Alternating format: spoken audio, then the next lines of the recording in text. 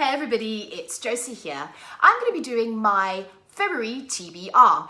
So I tend to pick like a category for myself or like a theme for the month for my TBRs. I have a lot of books, so I find it kind of makes it easier to pick which books I may want to read if I keep kind of a bit of a central theme in mind. Sometimes that deviates a little bit. Also, it depends on whether or not I'm taking part in any readathons or anything like that for the month.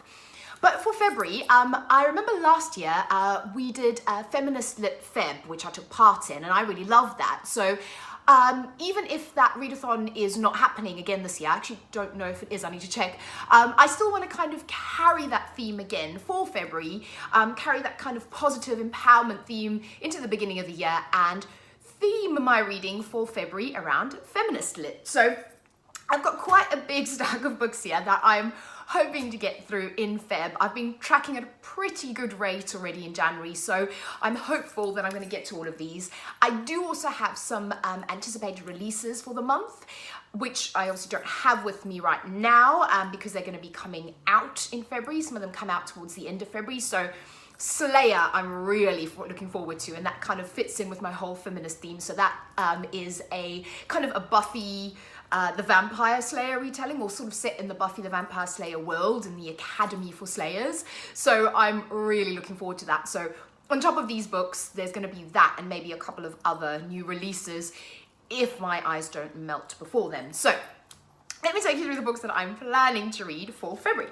So the first one I've got here is this one, Fried Green Tomatoes at the Whistle Stop Cafe by Fanny Flagg. This is sort of a classic read. I really have been meaning to get to this for ages, and it's kind of in that vein of The 13th Tale or Evelyn Hugo, where you've got a woman telling her life story and actually the story of some other women as well to another woman, if that makes sense. But it's about I think, what is her name? Iggy and Ruth, who have a cafe called the Whistle Stop Cafe, and it's about their story, about the people that come into the cafe. There is a queer relationship at the heart of this as well. So it really is about strong, independent women, and I think fits in perfectly with the theme I'm going for. So the next one is, again, is a challenge to read a classic every month. So that's one of my personal challenges. And this month, the classic is Daphne du Maurier's Rebecca. So the synopsis of Rebecca is that you have a woman who's just gotten married to quite a wealthy man. She moves into his kind of his castle or his home, and she becomes obsessed with his ex-wife, or the wife that died, Rebecca. And it's supposed to be very unsettling, very unnerving. I know it's a lot of people's favourite Daphne du Maurier, and I'm really looking forward to reading a good ghost story. I'm hoping it's a good ghost story on this one. Then the next one is Suicide Blonde. So you can see that it says a feminist cult classic. So this one sounds a bit messed up. So you've got your protagonist, Jessie, I think her name is, yes, and she is in a relationship with a man who is bisexual, and this relationship isn't going well and kind of falling apart. And then she is a carer or caretaker for a woman, and her name is Pig, Madame Pig. And Madame Pig has a daughter, we think, / we don't know. And it seems like Jessie falls in with this daughter Madison and Madame Pig, and it's all a bit weird and messed up. It sounds really intriguing. It sounds really interesting. Really looking forward to reading that. The next one is this one here, Her Body and Other Parties. So this one is one of my women sort of writers challenge, so reading female authors, and this actually won the award on the Reading Women podcast. And this is a collection of short stories, which is not my favorite format generally, but this sounds incredible, and it's about just women from all different walks of life. It's supposed to be a bit sort of magical realism, a bit odd. Some of the stories, you have that relationship between women and their bodies. Again, a little bit messed up in places, and it's just supposed to be an incredibly powerful and important read. So really looking forward to this. Also, I love the cover of this book. It's gorgeous, and I kind of love that vivid green. It makes me happy in the middle of winter. The next one is this one over here, is Annihilation, and I think this has been turned into a Netflix series. In fact, Yes, it's now a Netflix series. And it's about this kind of area that research parties have been sent to 11 times. And each time the research party seems to come to a sticky end, so they die, they all commit suicide, it's all a bit weird. And for the 12th time, they're sending a group of 4 females female researchers to this area. And this book then talks about what happens on that 12th expedition. So it sounds really good. It's giving me sort of Into the Drowning Deep vibes, and I hope it's going to be good like that. The next one is the bonus Mercies. Now, this, again, I've been meaning to read for ages, and again, we've got a group of women who are essentially mercenaries or killers. And that's kind of all I really want to know about this. So it seems like these are badass sort of women in a fantasy or dystopian realm, and they are actually supposed to be killers. It sounds really good. I hope it's going to be really good. We'll see how this one goes. Speaking of mercenaries, my next book, you can tell these 3 are really themed, is Bloody Rose. So again, this also is one of my challenges to read big books, and this is so I'm classing my big books as over 450 pages, and I think this is about 500 odd pages.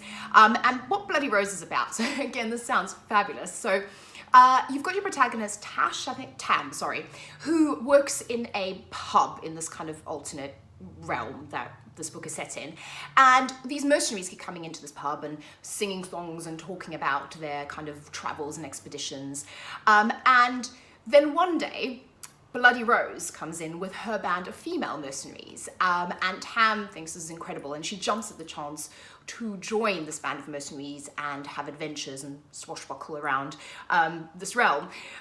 Also, what I love about this book is it's fantasy and it's queer as heck. So Bloody Rose is gay as far as I know, and she's in a relationship with a woman in this book. So there's quite a few lesbian relationships going on. So queer ladies kicking butt in a fantasy realm. Sounds like it's going to be heavenly. The next one is probably the one that's the most slightly off kilter in this pile, but it's this one over here. It's Jeff Setner's The Serpent King. The reason I've picked it and I still want to read it for February is A, it's on my list of must-read books for the first half of 2019, and also I've been dying to read this, and it's one of my favourite tropes, which is about kind of an oddball group of friends and about friendship. So you've got 3 friends, and your protagonist is Dill, whose father's been locked up in jail. And in their kind of small religious Tennessee town, you can imagine that it makes him very much an outsider. And he has 2 friends at high school who are also kind of slightly oddball outsider characters. And this book is about, you know, the small town, the dynamics, their friendship, about how friendship can get you through the tough times in life, and also the secrets that are buried and the family secrets. And that synopsis is right up my alley. It's the type of thing that I love to read, so it is hopefully getting read in February. The next one that I've got here is this gorgeous Kate Atkinson book, Transcription. And this one is about a female agent. So she was an MI5 agent in the 1940s, and now it's, I believe, 10 years later, and she's working as a journalist, and her kind of a past comes back to haunt her. So sounds really intriguing. I love the fact that we're talking about a female agent, particularly in that sort of time period. I think this is another one that I've picked for my Reading Women challenge. So really looking forward to getting to that one. Plus it's a really beautiful book. I love the flamingos. Then the next one is this one over here, is Vox, speaking of beautiful books. I originally picked this book up because I loved the cover. Just something about the cover really spoke to me. It's gorgeous. And I love black and red. It's probably my favourite colour combination there is in the world. And this book sounds incredibly fascinating. So I read The Power, which I loved, and then right after I read that, I saw this one. So again, this is, I would classify it as dystopian feminism. So the premise of this book is that we've reached an age where women have been forbidden to speak. There's a 100-word limit on how many words you can speak a day as a woman, and it's kind of all your rights are being taken away, and we're almost going backwards in the evolution of women's rights. And, you know, how do these women cope with that? It sounds incredible. I think it's going to be quite hard in places, but quite powerful to read, and I'm really, really looking forward to this one. And then the last one even though I keep saying it's not my favorite format, is another set of short stories. So this one is called Raw. I couldn't help myself, I had to pick this up. You've got 30 stories of women, and it's from all different walks of life, different perspectives, different types of stories, and it just sounds really fascinating. And again, sort of claiming female power. I love the title Raw. It's a great book again as well. So yeah, really looking forward to reading these stories and hopefully converting myself to a short story lover when I read this one. Right, so those are my my many books that I'm planning to read in February. Let me know if you've read any of these. Let me know if you're planning to read any of these and what you think of them. And I will speak to you guys again soon. Bye-bye.